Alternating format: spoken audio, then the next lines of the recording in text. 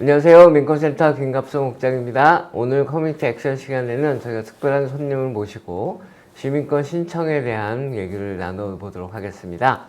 오늘 모신 분은 우리 민권센터의 법률 서비스 코디네이터인 박연정 선생님입니다. 안녕하세요. 네, 안녕하세요. 예, 오늘 나오신 이유는 저희 이제 민권센터에서 많은 한인분들 시민권 신청 대행을 해드리는데 그 과정에서 그 주의해야 할 점, 그 다음에 어떤 분들은 좀 문제가 있다는 그런 내용들을 중점적으로 설명을 해드릴 겁니다. 그 제목은 시민권 신청 과정과 문제가 되는 사례들이고요. 그래서 설명을 들어보겠습니다. 네.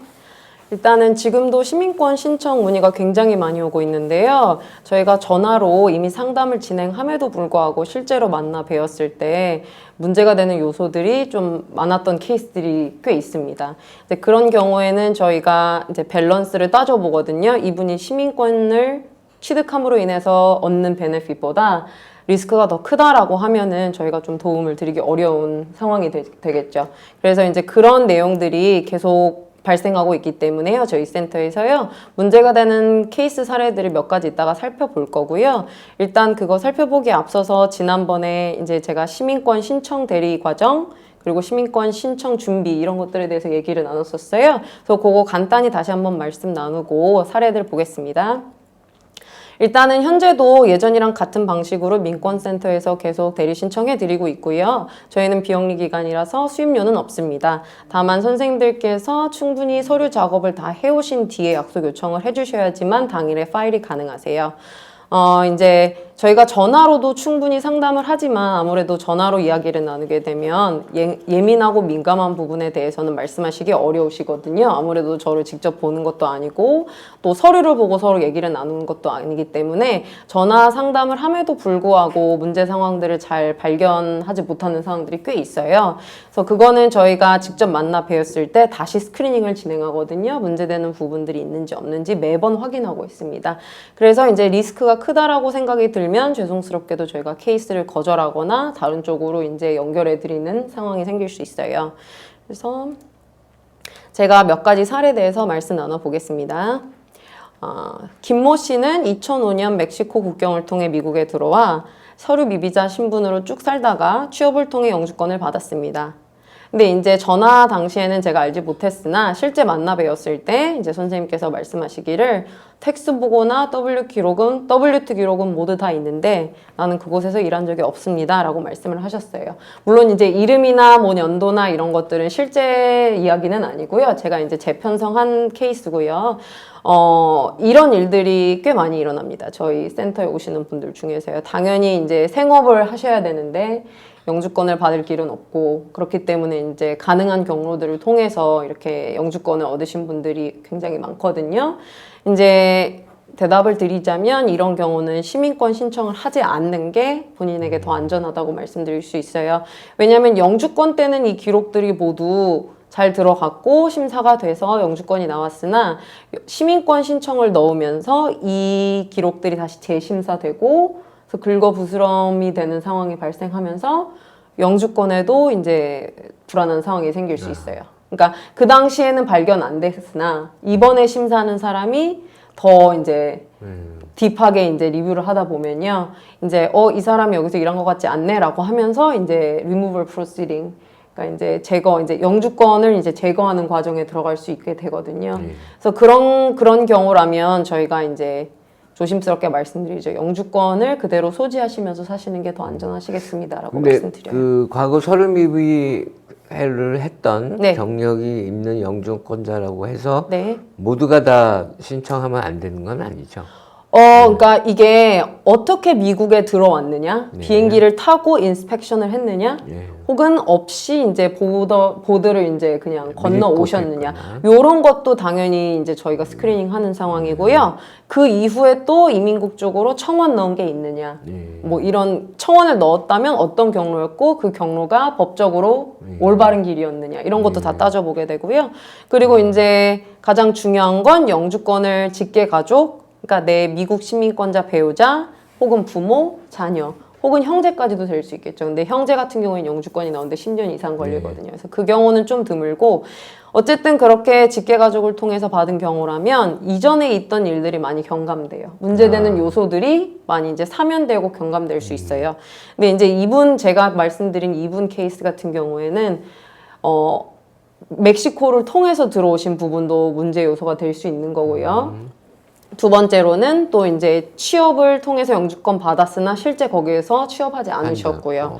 그래서 이런 여러 가지 요인들이 다 복잡하게 작용이 돼서 영주권에 문제가 있을 수도 있겠다라는 결론을 제가 얻었었고요. 그래서 이 케이스는 제가 안타깝게도 거절을 하고 일단은 영주권자로서 계속 사시는 게 좋겠습니다라고 말씀드렸어요. 네네. 그리고 또 다른 사례에 대해서 말씀 나눌게요.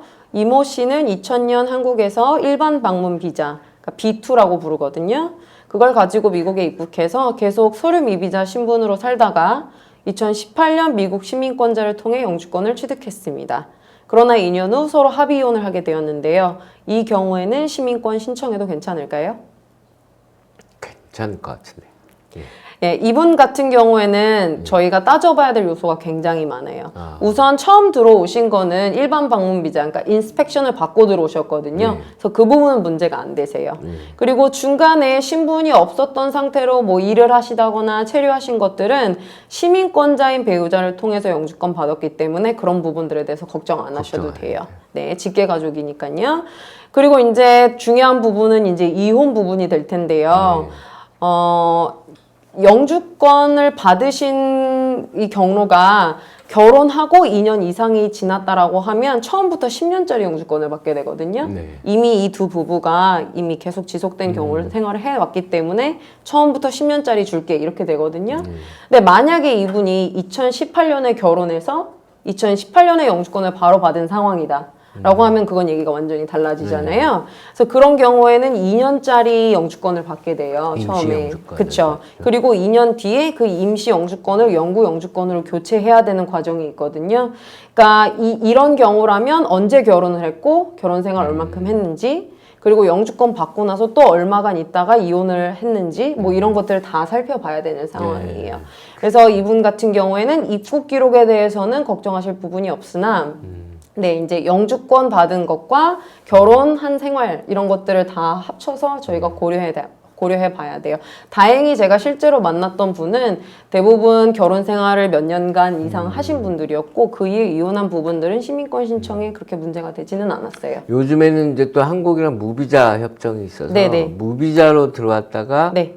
또 체류 기간을 넘겨서 네. 서류 미비가 된 네. 분들도 있잖아요. 네네. 그런 분들도 비슷하게 보시면 돼요. 왜냐하면 일단 인스펙션을 거쳤다는 거잖아요. 비행기를 탔다라는 건요.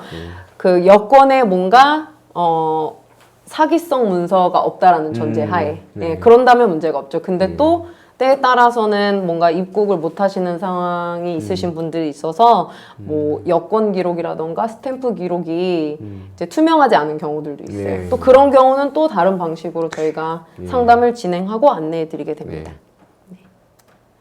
그리고요, 세 번째 케이스. 박모 씨는 한국에 아픈 노모가 있어 1년의 절반 정도를 한국에서 보내고 있습니다. 지난 5년간 6개월 이상씩의 여행 기록은 없으나 매해마다 노모를 방문하고 있습니다. 박 씨는 시민권 신청해도 될까요? 해도 되는 거 아닌가요? 해도 될 것 같아요. 이분 같은 경우에는요, 자격 조건 자체가 아예 없으세요, 지금요.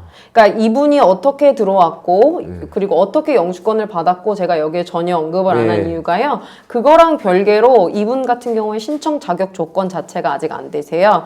왜 그러냐면 신청 자격 조건에서 18세 이상의 성인, 그리고 영주권 취득한 지 5년 이상, 그리고 영주권 취득한 이래로 1년 이상의 장기 체류 기록이 있는지 이런 것도 묻거든요. 근데 가장 중요한 건 신청 시점에서 most recent 5 years, 그러니까 그 5년간의 절반 이상을 미국에서 살고 있었어야 하고요. 그리고 특히나 6개월 이상의 이제 여행 기록들은 자제하도록 되어 있어요. 근데 이분은 6개월 이상 계속 매년 갔기 때문에 이분은 사실상 신청 자체를 할 수가 없습니다. 한다고 치더라도 이민국 측에서 편지가 날라올 거예요. 자격 조건에 부합하지 않는다라고요. 그래서 이분 같은 경우에는 이런 6개월 이상의 장기 여행 기록이 다 빠질 때까지 기다리셨다가 신청하셔야 되는데 6개월 이상이 뭐 얼마나 되는지 혹은 6개월 이하더라도 얼마나 자주 나갔는지 이런 것들 다 따져봐야 되거든요. 그래서 저희랑 전화 상담하실 때 해외 장기 체류 기록이 있으신 분이라면 미리 그거를 꼭 저희한테 알려주시면 네. 이제 필요 없는 부분을 다 준비하셨다가 신청 못 하시는 상황 되면 힘 빠지시잖아요. 그래서 그런 경우에는 저희한테 꼭 미리 언지를 주시면 안내를 해드리고 있습니다. 그리고 이제 다음 케이스는요. 최모 씨는 영주권을 받은 사람으로 2002년 영주권을 받은 사람으로 1990년과 2000년에 음주운전 기록이 2번 있습니다. 한 번은 뉴저지에서 한 번은 뉴욕에서 체포되었는데요. 다행히 두 기록 다 모두 안전하게 디스미스 되었습니다. 이럴 경우 최모 씨가 신청을 하는데 무리가 없을까요? 네, 이거는 신청할 수 있을 것 네네. 같습니다. 이것도 저희 손님분들, 어르신들께서 제일 많이 질문하는 부분이세요. 그리고 제일 저희한테 솔직하게 말씀 못 해주시는 부분이기도 하세요. 왜냐하면 그러니까 괜찮다라고 생각을 하셔가지고 말씀을 안 해주시는 경우들도 있고 뭐 기억이 안 나셔서 말씀 못 해주시는 경우도 있고 이러거든요. 근데 일단 어떻게 결과가 나왔든 어떤 경우로 체포가 되었든 무조건 다 저희가 디스클로해야 될 의무가 있어요. 그러니까 얼마나 그 경중이 어느 정도인지 그런 거는 이제 신청하시는 분이 본인이 그거를 판단하실 부분이 아니고요.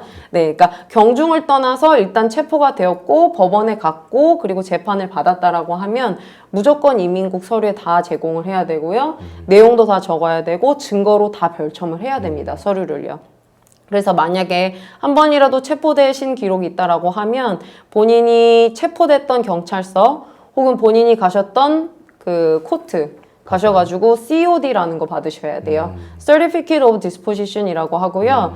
그러니까 어떻게 체포되었고 어떻게 결론이 나는지를 보여주는 서류예요. 이거는 필수적으로 필요한 내용이기 때문에 단순히 뭐 밖에서 뭐 술을 먹어서 티켓을 받았다거나 뭐 피싱을 하다가 뭐 티켓을 받았다거나 노상방뇨를 했거나 이런 것들도 사실 다 포함이거든요. 경범해요. 그래서 그런 것들을 조금 귀찮으시겠지만 다 준비를 해주셔야지만 저희가 파일링을 해드릴 수 있습니다. 그렇지 않으면 이민국 측에서 이제 서류 내용에 없는 내용을 본인들이 찾았다가 서류 전체 내용을 이제 문제 삼는 경우들이 있거든요. 실제로 있었고 그런 경우에는 3년, 뭐 2년씩 펜딩이 됐어요. 케이스가요. 그쪽에서 이제 정보가 베리파이 되지 않았다라는 이유로 무기한 펜딩 시켰거든요.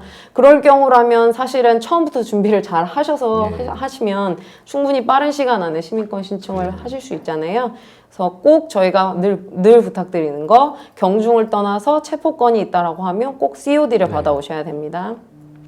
만약에 어디서 체포됐는지 기억이 어려우시면 민권센터 통해서 NYPD나 FBI 측으로 정보를 요청할 수 있어요. 그래서 그렇게도 도움 받으실 수 있으시겠습니다. 네, 그리고 이제는 시민권 신청한 다음에 타임라인과 안내사항들에 대해서 얘기해 볼게요. 일단은 저희가 파일링하고 나면 한 달 이내에 대구로 접수증이 갑니다. Receipt Notice라고 부르고요. 이제 편지가 이렇게 생겼으면 왼쪽 상단에 Receipt Number라고 기재가 되어 있어요. 그래서 보통 영어 스펠링 3개랑 여러 가지 뭐 숫자들로 이루어져 있거든요. 그래서 본인이 인터넷 사용이 용이하시면 그 번호를 가지고 케이스 추적을 하실 수 있습니다. 구글에 그 번호를 치면 USCIS Case Status 이렇게 나오거든요. 그래서 어디까지 진행을 됐는지 본인이 살펴보실 수 있고요. 그리고 그 다음에 오는 편지는 USCIS 어카운트에 대한 안내 편지인데요. 요거는 가입을 해서 케이스를 추적하고 문제가 있으면 뭐 리퀘스트를 해라 이런 건데요. 사실 저희 손님분들이 대부분 연세가 있으신 분들이라서 USCIS 어카운트 굳이 안 하셔도 됩니다라고 말씀드렸어요. 너무 어려워하시고 사실 크게 이렇게 도움이 되지는 않거든요. 그래서 요건 옵셔널로 알고 계시면 되고 그 다음에 오는 편지가 바이오메트릭스 노리스예요. 지문 채취 약속이고 이제 편지를 열어보기 전까지는 시간과 장소를 알 수 없거든요. 일반적으로는 거주지 가까운 쪽으로 이제 되는데요. 열어보기 전까지는 정확한 시간과 장소를 제가 안내해드리기 어려우니까 우편함 잘 챙기시고 시간과 장소에 맞춰서 가시면 됩니다. 그리고 이제 수개월 지나면 인터뷰 노티스가 오는데요. 이것도 마찬가지로 지정된 시간과 장소는 편지에만 나와 있어요. 그래서 편지를 항상 잘 챙기셔야 되는 거고 인터뷰 날에 시험을 보시고 그 다음에 인터뷰도 보시고 그리고 그 이외에 뭐 체크해야 될 상황들 뭐 있다라고 하면 그날 다 진행이 한꺼번에 되거든요. 네. 그래서 이제 시험 보는 날 말하기, 듣기, 쓰기, 읽기를 평가하고요. 미국의 정치 역사에 대해서 또 테스트를 하고요. 그리고 이제 이민관 성향에 따라서 신청서 N400 안에 들어있는 내용에 대해서도 충분히 물어볼 수 있습니다. 그래서 본인 서류니까 그 안에 있는 내용은 기본적으로 숙지를 하고 계신 게 좋고요.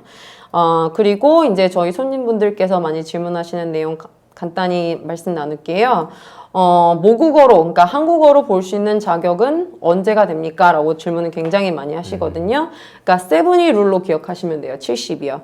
나이가 50세 이상이고 영주권을 20년 이상 갖고 있었거나 혹은 나이가 55세 이상이고 영주권을 15년 이상 갖고 있었거나 안타깝게도 미국에서 오래 사셨더라도요. 영주권을 오랫동안 갖고 있지 않으셨으면 해당 사항이 없으세요. 예를 들면 연세가 뭐 80세, 90세 되셨더라도 영주권 받은 지 15년 미만이면 통역을 받을 수 있는 방법이 없습니다. 그래서 그런 경우에는 영어로 그냥 시험을 보셔야 돼요.